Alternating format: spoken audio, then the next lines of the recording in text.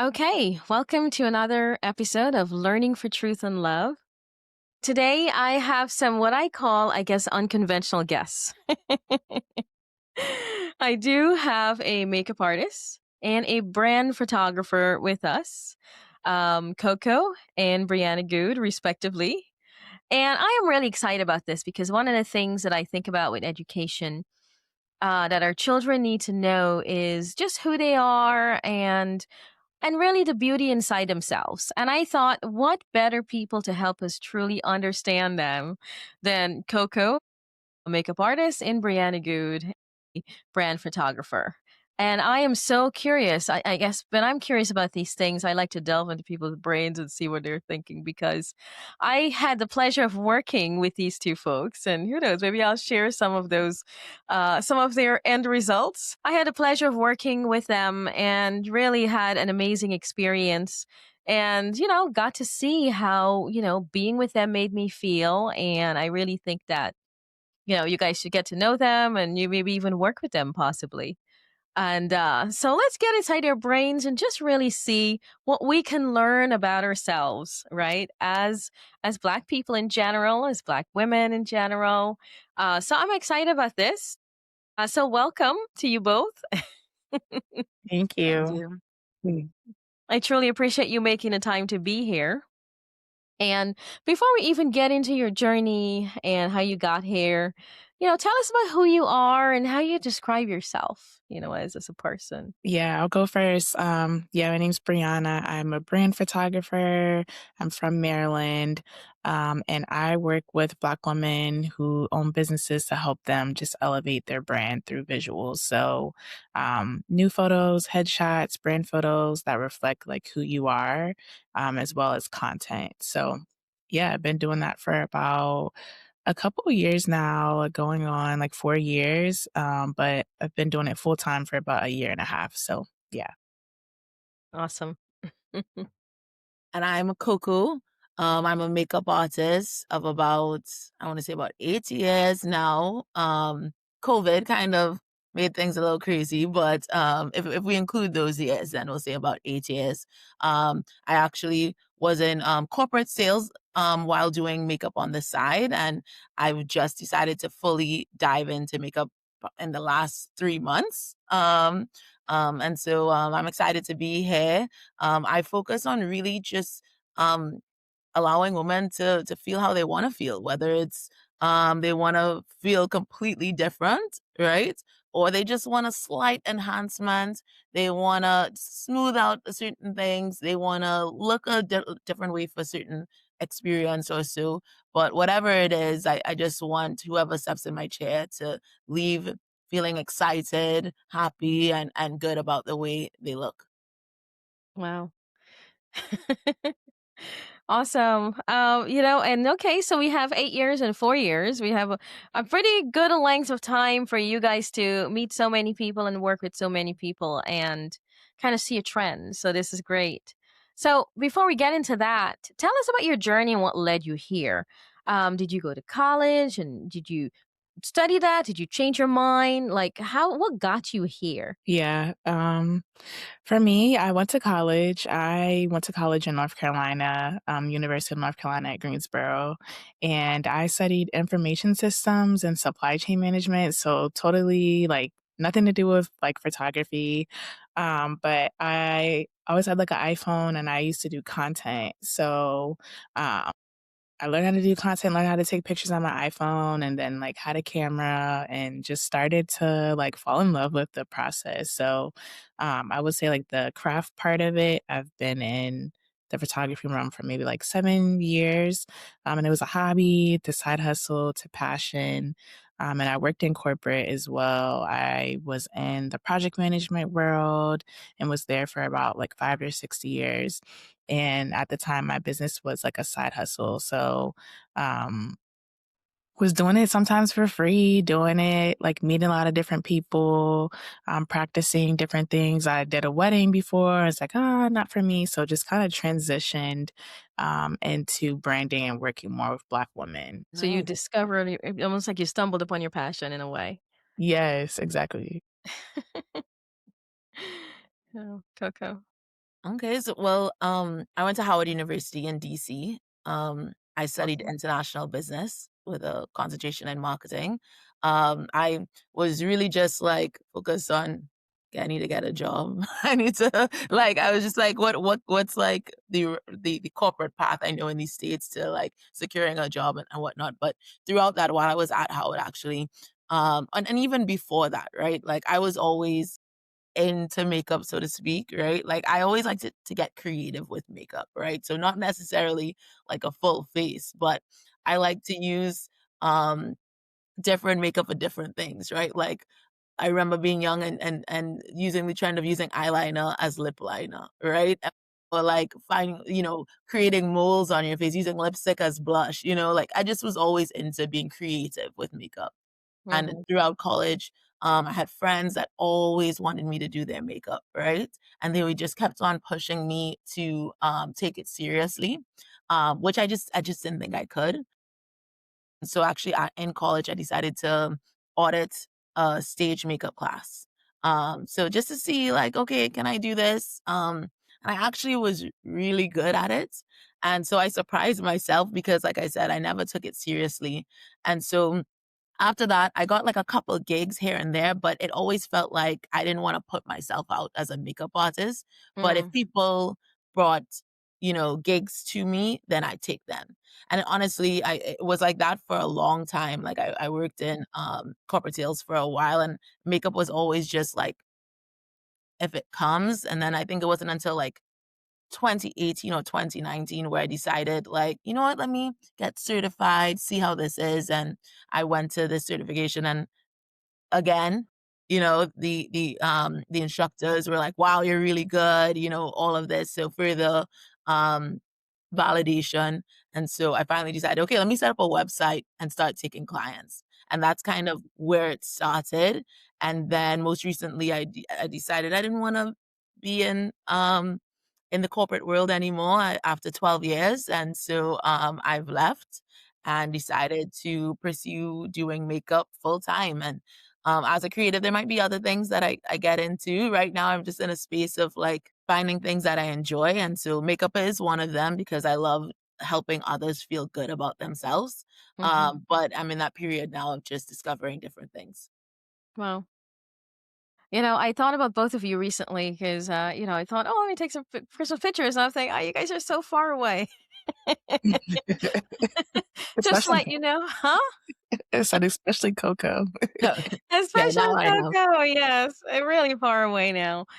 Just let everybody know, both of you, I really dug to figure out and look at everybody's portfolio to see what everybody was doing. And so I hired them for my what's the word? Milestone birthday. So and then afterwards I loved it and I was just amazed and I decided later on, to hire you both again for branding. And so, here we are. I decided let's talk about this. It's funny because in our brief chat before, I realized when I asked you guys a question about you know, people's, whatever it's hair, I already would put my foot in my mouth. And so even though I knew this already, you guys showed me, just how different you think about things. So let's kind of delve into, your genius. What is that you do for us as women? How do you let's first talk. How do you approach this? Because I have a whole bunch of questions. How do you approach this and think about this in terms of and how you help and mostly women you work with, right? Mhm. The most spots. I mean, it also depends. I've had male clients as well. Okay. Um, but honestly, it starts off with the clients, right? And once they reach out, understanding like what they're looking for, like how they want to feel, like what they want out of this experience, what's the Mm, occasion. Um, and so that's where it starts, right? Asking them for some inspiration, right? Like what inspiration do they already have?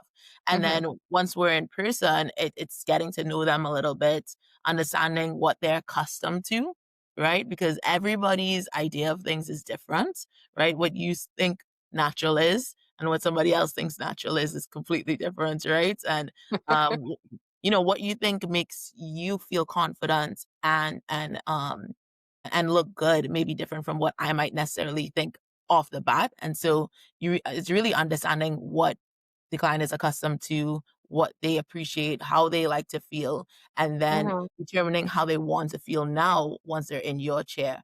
And for me personally, I like to Mhm. take them along the way, right? So a Mhm. lot of the times I'm explaining what I'm doing throughout Right. these steps. I'm allowing them to see it if they want to throughout these Mhm. steps. I want them to feel confident throughout the process. And then even afterwards, I don't let them leave without telling me they like everything. If there's anything that needs to be fixed, anything that they want to change, I Mhm. want everybody leaving the chair feeling confident and feeling happy with their experience. Wow. Thank you. Yeah. For me, that's amazing, Coco. Yeah. For me, I have a streamlined process, so I really try to get to know you and like your brand. And I do push you along the way. So I ask a Mhm. lot of questions. We have like planning calls. Um, I also speak life into you. Like, I'm a woman, I'm a Black woman. So I understand, like, showing up online is difficult. And even like getting in front of the camera, like, it's hard because you have Mhm. like, oh, your imperfections, or sometimes you're just not ready, like you're emotional or different things. So I Mhm. try to take that into account of my process. That's why I include like planning calls, just to see like how you're doing, like where you are with your brand, your goals, and different things. And try to hype you up like during shoot day as well. Mhm. Pose you, come with different poses, suggest makeup artists like Coco that do good works. Yeah, that's my process. Wow. And I Thank do you. have to say, what's that? No, I said thank you for the shout outs. You're welcome. And I do have to say, I was impressed by how streamlined your process was. And I can tell, oh, she's getting to know me. But what I'm amazed by too is what a journey that was for me. Because for a lot of reasons, women, we, not just women, we all have our insecurities, especially as Black women, and trying to figure out who we are. And this is not an area that I've worked on per se. I focus on very the academic side, and I was reading and studying, researching. So I was just really impressed. Just by how just working with you for a short time helped me to even get to know myself, right? Um, and so, and I kept thinking, wow, this is an emotional journey too. This is an important journey. And trying to link it to even our education and what we should know. And before I even get there, I want to ask how, when I worked in my other project with an artist, I was amazed by how they helped us to, how they reimagined what it meant to be Black, right? And what it meant to see ourselves as beautiful. It is a struggle. It's a struggle that many of us have. It is a struggle that goes so deep and it's so internalized. We get a lot of negative messages from a lot of different people, and even from people who mean the world to us, that hurt us deeply, right? And prevent us really from getting to love and appreciate ourselves the way we should. So I want you to, walk us through and help us to understand just what your eyes see, when you look at and work with let's just say a Black woman, right? Like, how should we think about ourselves? And there's a whole lot of questions in there. So go on. Coco, you want to go or? Okay. Yeah, I could go. It feels that's a very heavily loaded question, I'll I say know, sorry. first, right? Tackle it however you want. What I'll say is like what I enjoy about doing makeup is that, especially with having like different clients, it's just everybody's unique, right? No one looks like, even whether you get sisters or a mother daughter, like they're Mm-hmm. not exactly the same, right? And so, and people are surprised by their, at least I can talk about like in the beauty space, right? Are surprised by their features oftentimes that are appreciated by others that they may Mm-hmm. not appreciate themselves, Mm-hmm. right? Sometimes it might be like your eyelashes. right? That some people don't even think of it, right? And there's some people that wish they had curly eyelashes, that they didn't have to use the eyelash curler for. And some people like don't even take a second to look at it, right? And so um oftentimes I'm always able to find beauty, something really interesting in everyone's features, whether it's like I've always loved moles. I've been a weird thing where I've loved moles. And so like whether you have a beauty mark somewhere, Mhm. I love eyelashes. I love thick brows, right? And so if I'm able to find some thick brows, full lips, you know what I mean? A great high cheekbones or, Mhm. skin, there's always something to marvel at, right? And I think everybody has their insecurities no matter what. Mhm. Like, I don't wanna step outside without concealer on, right? So I understand, but, what I will say to what you're saying in terms of, like, seeing the beauty in others is knowing that we're all, different, and we all have, something that somebody else wishes they had, right? Mm. No matter what you don't like about yourself or what you wish was better, there's always gonna be somebody that's like, "Wow, her nose is beautiful. Her cheeks are beautiful, her skin is beautiful." And I Mhm. realize that a lot in doing makeup because I'll call out something that I'm like, "Wow, this is so beautiful," or "This is so nice," and they're like, "What?" And so I get excited being able to bring that attention to it, and then when I do, then after they're like, "Oh, you're right," and they start to realize that that piece of them that they didn't may not have noticed or realized or so, and now it's something that they can feel beautiful about. Mm. Wow. Brianna? Good. Okay, Catherine, repeat the question again. Please. Well, what unique view do you bring? Yeah. And really, that you help people with and understand. Mhm. Yeah. Yeah.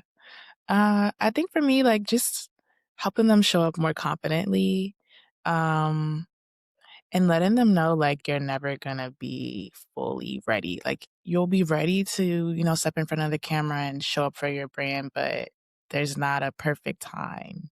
So you could just be like, "Oh, like, I'm revamping my website, but I want it to be, fully done before we do the shoot or something." Like, I'm just, like, reminding them, like, "Hey, it's a process."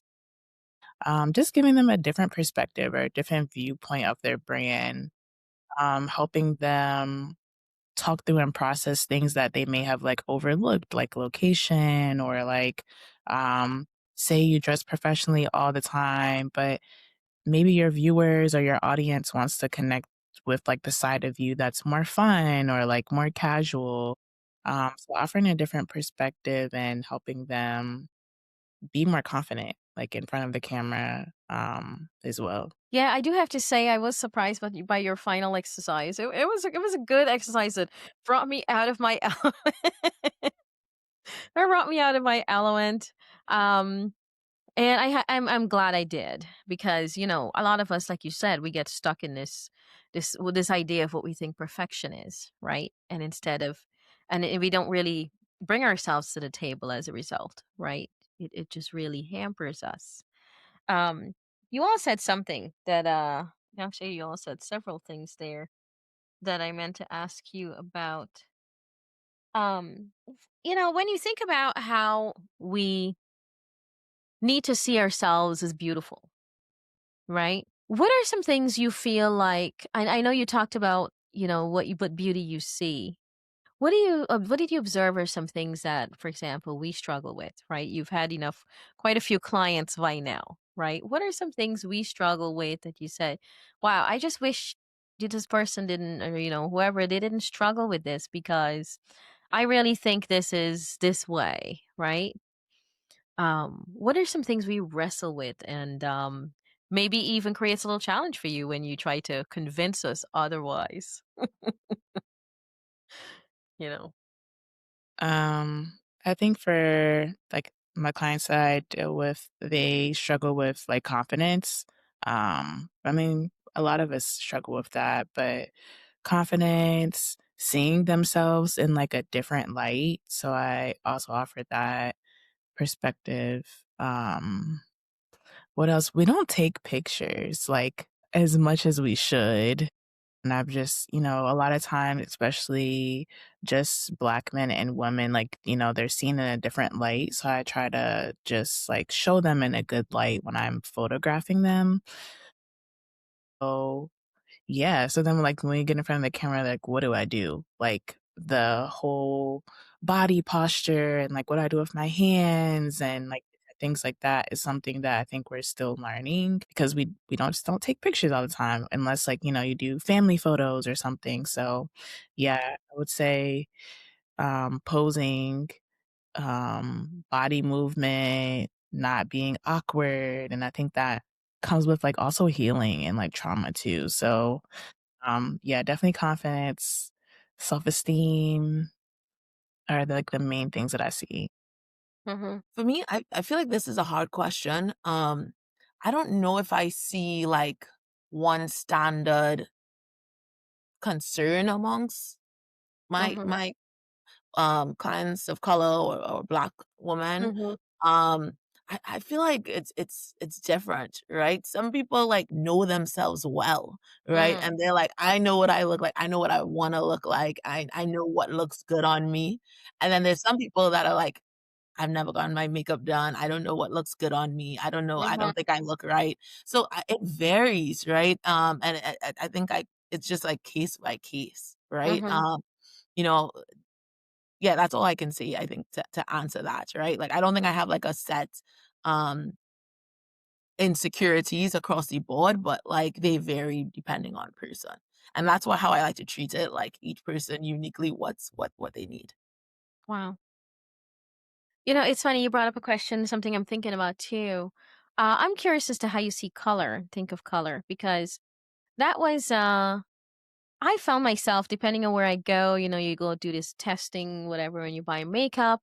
I've had occasions where people choose things, colors that I think are too light for me, right?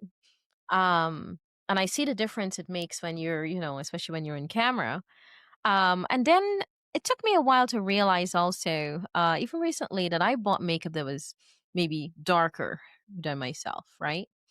I don't know why it didn't. Cause there was some. It's funny. I have an old picture of myself. Like, wow, that makeup was really dark on me. I didn't even think about it. And I remember when I was working with you, Brianna, you did explain to me, you know, which light, this light, bleaches your skin, or this light makes you look um a certain way. And I know that sometimes, the intention, especially when I look at movies and stuff, is to sometimes bleach some features away, right? Versus highlighting, right? And not everybody's goal is necessarily to make Black features look beautiful, right? So I wanted to know, how do you think about this, especially when it comes to um color and what makes a Black person beautiful? And I'm giving you all the tough questions.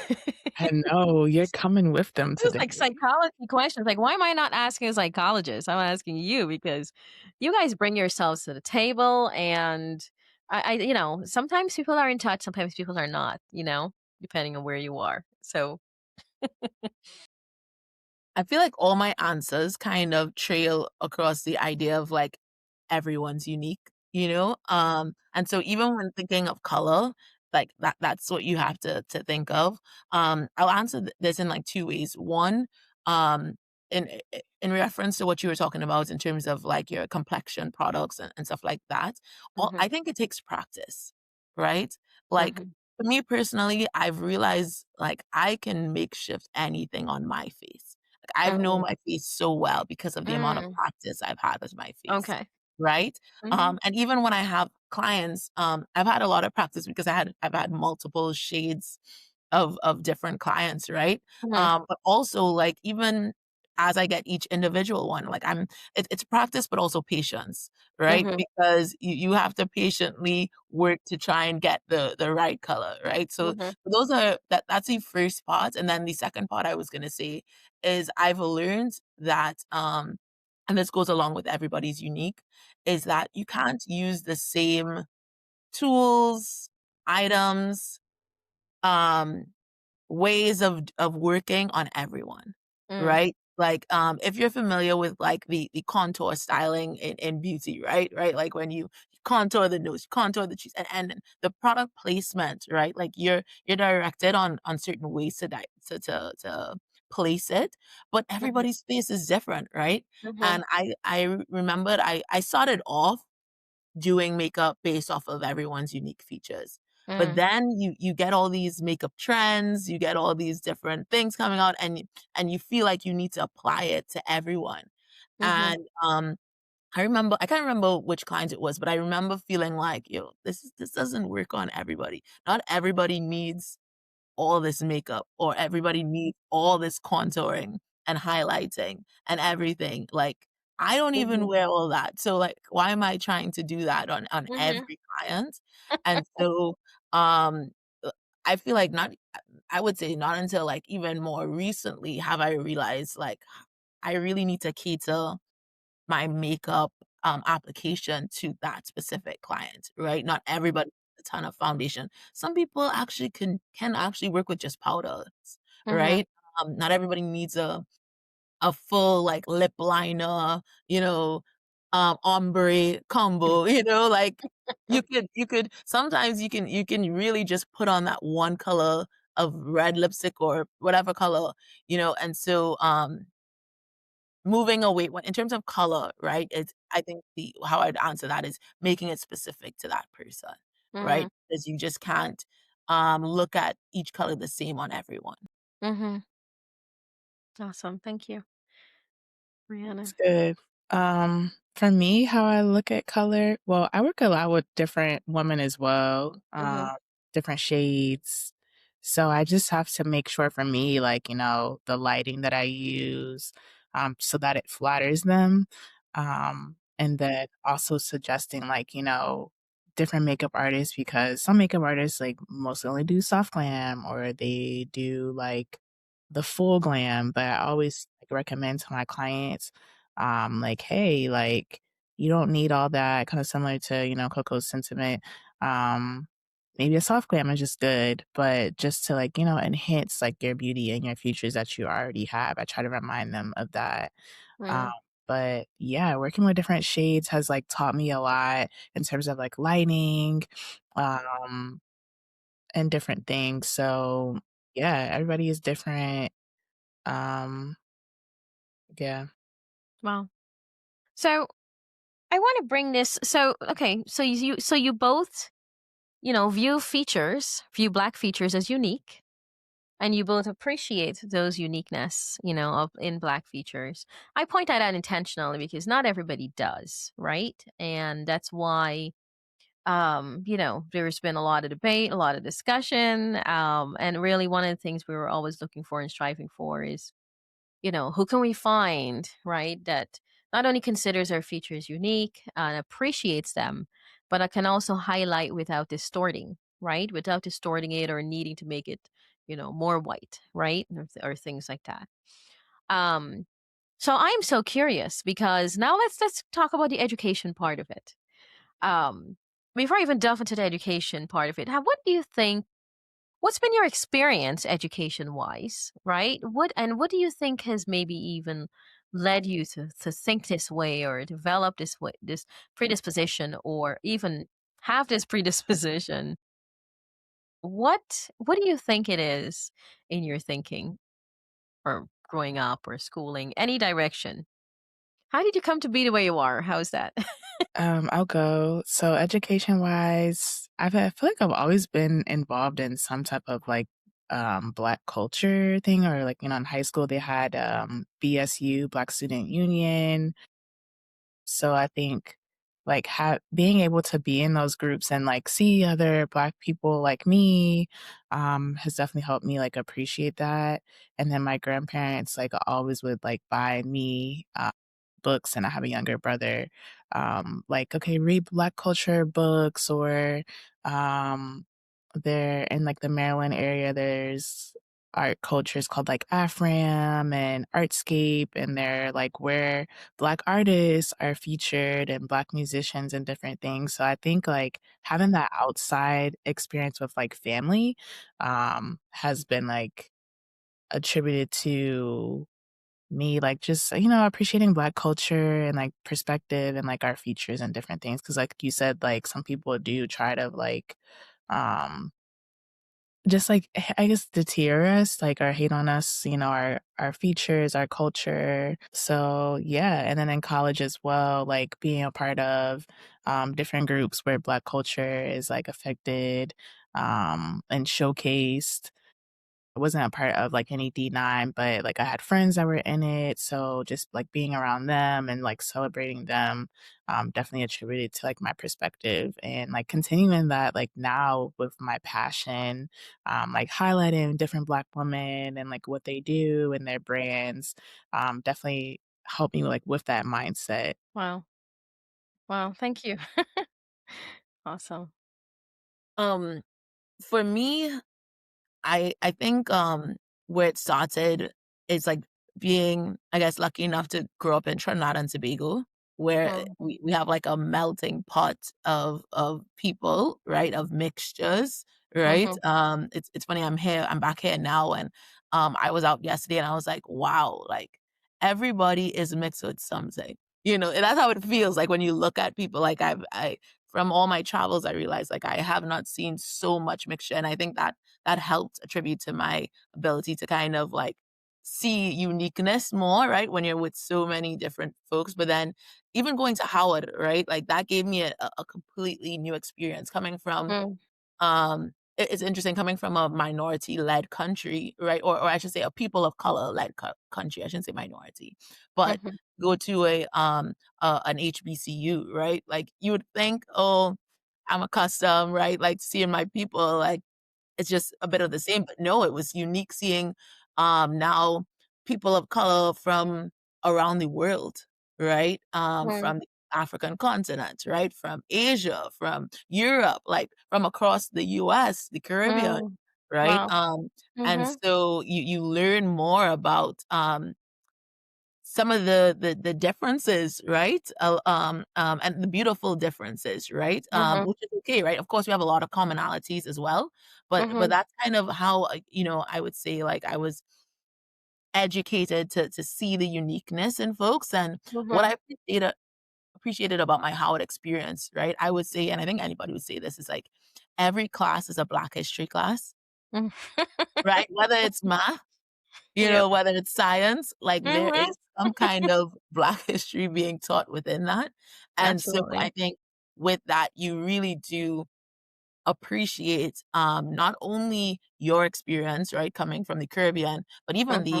the African American experience. You Mm-hmm.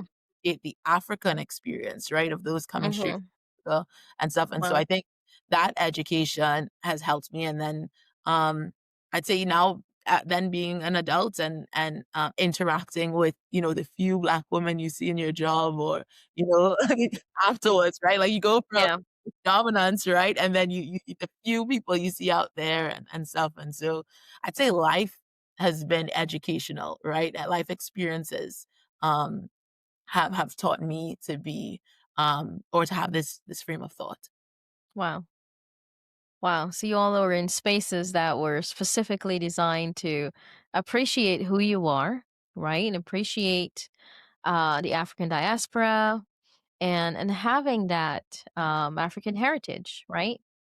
Very different from being in a space that's designed to help students appreciate a European heritage, right? And a white background, um, which could be sometimes we don't see it happening, right? How it affects our identity and how it affects the way we view ourselves and each other because it's not as obvious. It's based on your observations and your experience, right, of that environment. Now, if you were to do schooling all over again, right? what what would you wish schooling at any point, right? I'm even thinking K-12 as well as what would you think and even trying to figure out what is it our children should know? What is it our children should understand about themselves? What did you wish back then? Right? And what do you wish for, even when if you all both decide to have children in the future? what would you want them to be able to experience, right?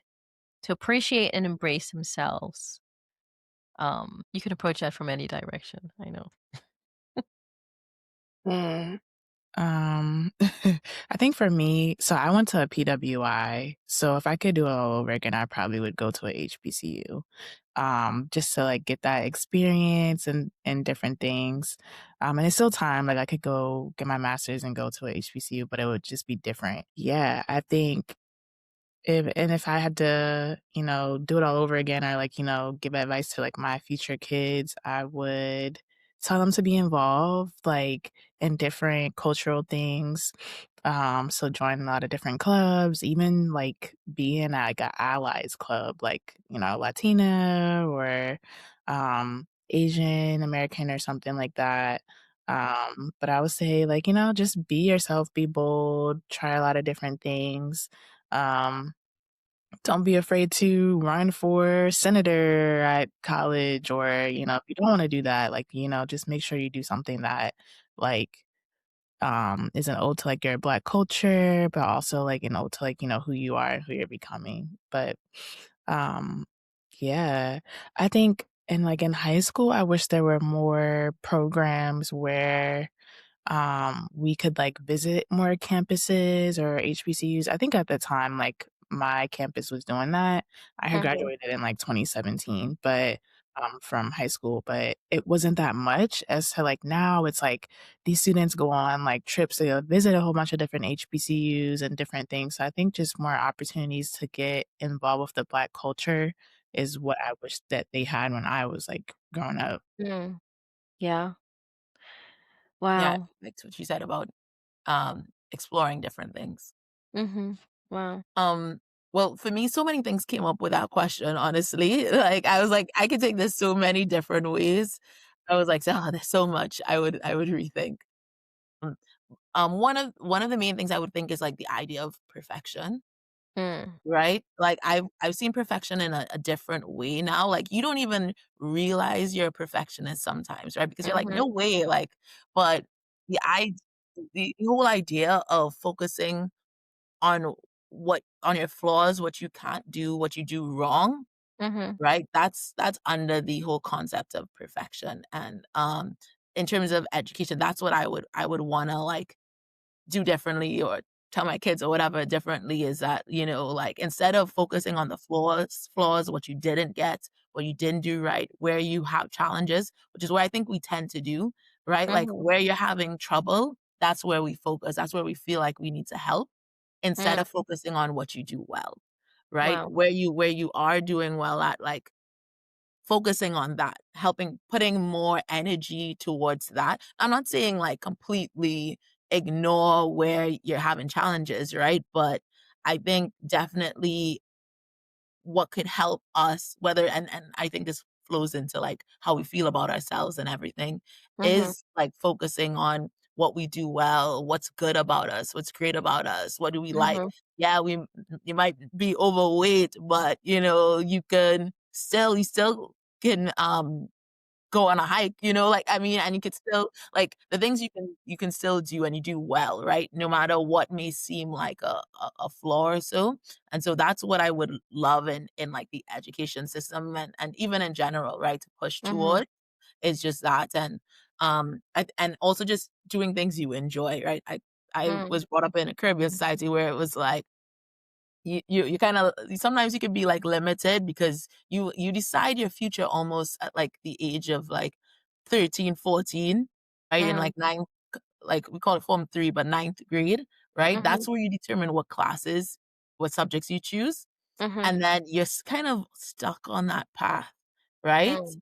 And so, I would say one thing I enjoyed about, like, the American education, even though it still was hard for me to kind of break into that, was the idea of being able to do anything Mm. that you're interested in, and so that's why I liked what you said, Brianna. It's like, you can do anything. You're not, like, boxed into this one thing, and so that's one thing I would change into myself. I chose international business because the subjects I did in school in Trinidad aligned to that, right? Not Mhm. because I wanted to do international business. Also, it's like, Mm. "Hey, what will I be able to get a job at? What can I make money at?"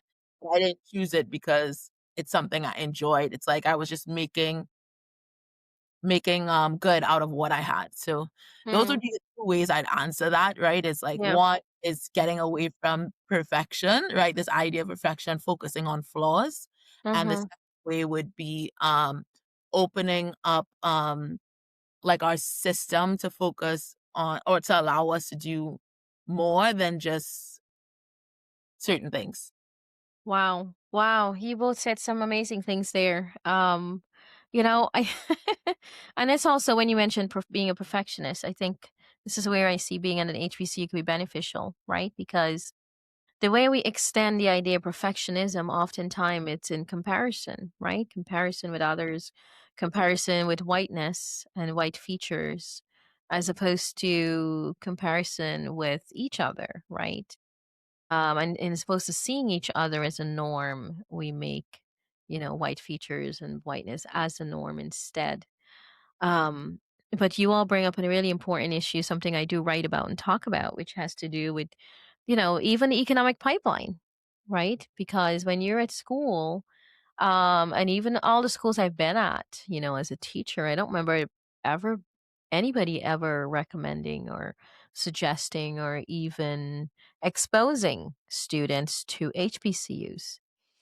And I think it all has to do with the economic pipeline and how we feed students um, into systems that benefit only the European culture and not the African diaspora as well. I think exposing students will be important. I think that'll be really something that we need to change as a society to give students that option. Um, because everything has its pros and cons, and sometimes what some people need is really to be secure individuals, right? Um, in a way that would affect their development later on.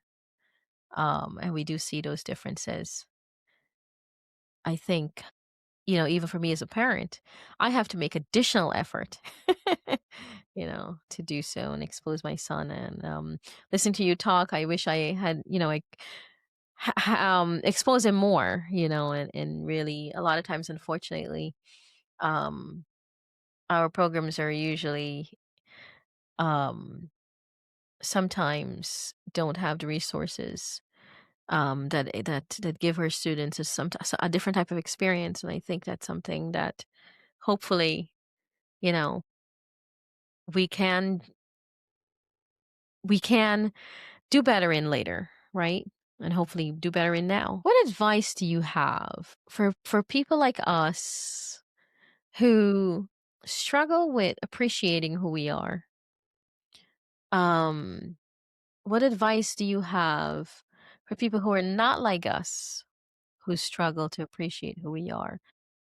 Because people like us and people who are not like us, we do teach our kids, right?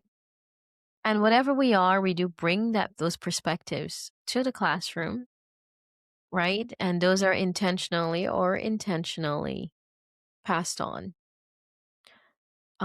So what advice would you give, especially in those education spaces? Um, Honestly, I probably would just kinda echo the answer I gave to the last question around, like, putting more emphasis on the things they do well, Mhm. right? And highlighting that more than the things and focusing on that and feeding into that than the flaws or the things they don't do well, right? And Mhm. finding spaces in the things that and you know what I shouldn't say just doing well and they enjoy, right? Mm. Because that I've done well at things and that's why I pursued them, but I didn't necessarily enjoy them, right? So feeding into the things they not only do well, but also things that they enjoy and really, supporting that versus the things they don't enjoy, right? Mhm. And things that they don't do well. That would Wow. be advice. Let me add to that before you go, Brianna. It's so I agree with what you say. Mhm. And the only thing I'm going to add to that is because focusing on what someone else does well it's a struggle. I can tell you if it's a struggle for me, right?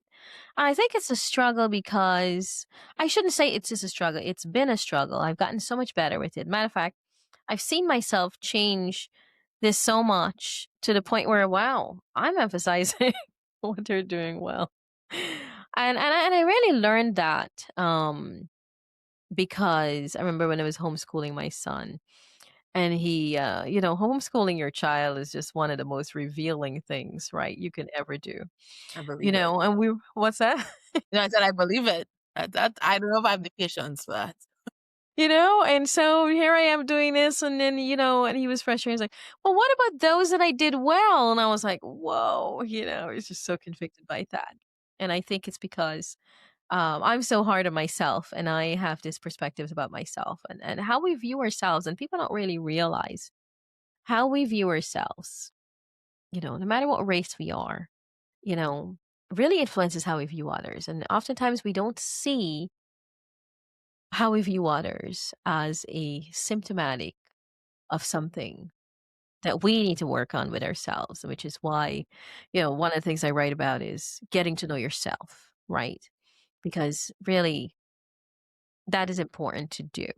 And most people don't see that there's a flaw in their own thinking, even about themselves, that carries over to thinking about someone else negatively, right? And that's one of the things I like to emphasize, because oftentimes people don't see that connection, that unhealthy thing, unhealthy perspective about Black people is indicative of an unhealthy perspective about their environment as well.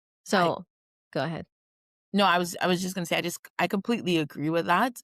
The reason why I'm giving this advice is because it's advice I wish I had, like, or it's what I wish I had, Mm-hmm. because I think even growing like being in the corporate world is where I saw it, right? It's like when you are praised or you are recognized, sometimes you don't even take a second to enjoy it, right? Or appreciate it. You're just like, oh, well, I don't have this or I haven't done this. And you just get so focused on the things you don't have, right? Or Mm-hmm. you haven't done yet, or even like what you think you did. Sometimes you don't even think you deserve like some of the recognition because for so long you've been so focused on the things that you don't do well, right? That like when you get something, even for something you don't even put all your 100% effort in, right? You feel like it's unwarranted, right? And same Mm-hmm. thing, and it goes into even your features, how you feel about yourself and stuff, right? Like Mm-hmm. I may people may say, I'll say use this example, right? Like I get compliments about my shape, right? Like, "Oh, you have great shape." But I never think about that, right? All I'm thinking about is like, "Oh, but I have a belly. Oh, I have cellulite." Oh, like that's what I think Right. about all the time. And unfortunately, I think it's because of being brought up to focus on your flaws and focus on improving the things that are wrong with you or improving Mm-hmm. the places where you have challenges Mm-hmm. instead of like giving time to celebrate and the things you do have, right? I will say you should definitely work on the things you have challenges with, right? I'm not saying like completely ignore them, Right. but I just think there's not enough emphasis, right? Like I'll get a promotion and today I'll be like, "Oh, I got a promotion." And then maybe a week later, right? I would have forgotten about that. I'm like, "Oh, what do I have to do next?" Right? It's Yeah. always what's next, right? What's the next thing I have to tick off of my list of things that are wrong or that I haven't done yet?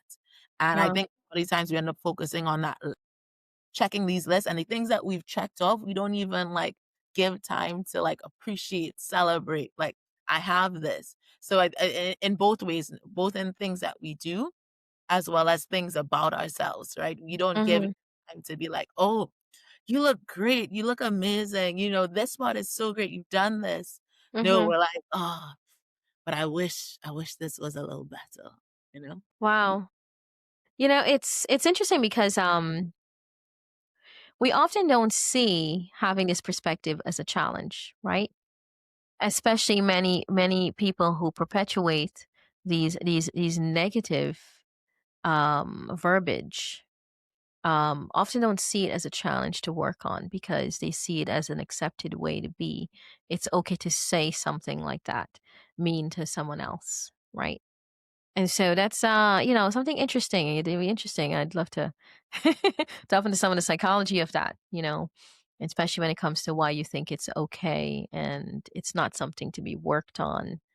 You can say something mean to that person while being kind to someone else, because you think it's your right, because you think it's your privilege and your advantage to do that. So Brianna. Yeah, I was gonna say to both of you guys' points, you, Coco, like, I think that is just like our environment. Like, I know in some other countries, it's like, okay, they're off on this day, or like, they work half the day at their business and then they're off the rest of the day. But I think, like, just in the US, like, especially, it's like that fast paced environment, go, go, go, go, go. Like, what's next? You don't celebrate. And I think it's especially in the Black culture, it's like survival mode. So it's like, okay, well, what do I have to do next to like survive? Or, you don't celebrate. So yeah, that's something I'm trying to get out of, especially in corporate. Like when I used to work in corporate, I was like, okay, like, I got a promotion, or um, what could I have to do to get the next promotion? Like you don't really celebrate. So yeah. And then Catherine, you were talking about, like not giving people grace, I think is like something that we struggle with. I know for me personally, like I don't give myself grace, so then it's hard for me to give somebody else grace. Hmm. Yeah. And then for the youth, like with, I guess like advice I would give them, um, just be bold, be different. Don't be afraid to be uncomfortable. That's something I even struggle with as an adult. Mm, So this day, wow. like Yeah. different, being in an uncomfortable season, it's like hard to, manage like that mindset. But yeah, that they should be bold, be different, try new Mm, things. You don't have wow. to be like your peers. Just don't be afraid to stand out. Wow. Wow. I do have to say, working with you both, and even celebrating, right? My milestone birthday. I really underestimated the impact. And I think it was the whole celebration itself, even, having some family and some friends be there. Did something to me emotionally that was very permanently, jarring, especially when it comes to moving me to action for certain things. I'd love to. I'm gonna have to spend more time unpacking what the experience has done to me for me. Um, but it's been interesting, just because I've been back and forth, like, oh, should I regret that, huge investment? I that I did, to have that, and no, I don't. I think it's priceless, just the impact it's had, and maybe I'll have to do an episode just talking about that. And I do appreciate you both, and I do thank you both. And, I'll have to show off some of the work you all did as well. Maybe that's how I get myself to, because that's very hard. It's very hard to, for me personally, to um, you know, bring myself forward like that, right, and to put myself out there. I think it's even when it's funny, I updated the Facebook photo with one of the photos you took, and obviously the makeup day that you did for that photo. And I did not expect that photo was going to be posted to Facebook, saying, "Hey, me," I updated my profile. That's something I would post about. I usually tend to think, well, I need to have, but it was nice. It was nice. People, people started to like it, and people started to. I was like, okay, it's social media. They're still working that stuff out. But it's never something I would have intentionally said, "Hey, I updated my profile photo." But I did. I updated my profile photo to post one of those, you know, photos that, with your makeup and your photo. So thank you both. I do appreciate it. Before we end, what are some takeaways? Any last words you want to leave? With people, with for our children. Um, okay, mine would be like celebrate yourself, right? Like exactly what you said. Wow. I was so happy to hear what you just said, right? Like about Mhm. how much you enjoyed that and the impact that's had on you. So like celebrate yourself, and it's okay to celebrate yourself. Mm, Um, appreciate your uniqueness. mm, Um, no one's perfect, right? And if you give something 75%, it's still 75% more than zero, so you did a good job, right? So that's what I would leave with. Everything doesn't have to be 100%. Everything doesn't have to be 90%. 60, 70, it works just as well. Well, thank you. That's good. Um, I guess so for me, like, don't be afraid to be different, Mm, offer a different perspective, try new things, and don't be afraid to start over and have fun, enjoy life. And that's advice to myself too. Enjoy life. wow. Wow. Well, thank you both. I really wanted to have you all both here today because I could tell you enjoy what you do, right? You enjoy, you chose paths that you enjoy. You took risks on these paths as well, right? Whether you did it, exploring it at first, not knowing where it leads. I really enjoy talking to you. You're both entrepreneurs, right? You're both business women. I realize I didn't emphasize the other part. Maybe next time we could talk about your entrepreneurial journey because I think it's something that took me a while to even to. I really wanted to explore this journey, entrepreneurship. Yeah, and here I bring it up right before to wrap up. um, but it takes a lot of you both bringing yourself to the table, right? And a lot of vulnerability, you know, in what you do. And I think, that is to be admired. And there's a lot to learn from you on that journey. Um, and yeah, thank you so much. Thank you so Thank much for you. joining. Thank you. It was great. Wow. So if you like this episode, please like and please follow so you can, be updated on next episodes. Thank you.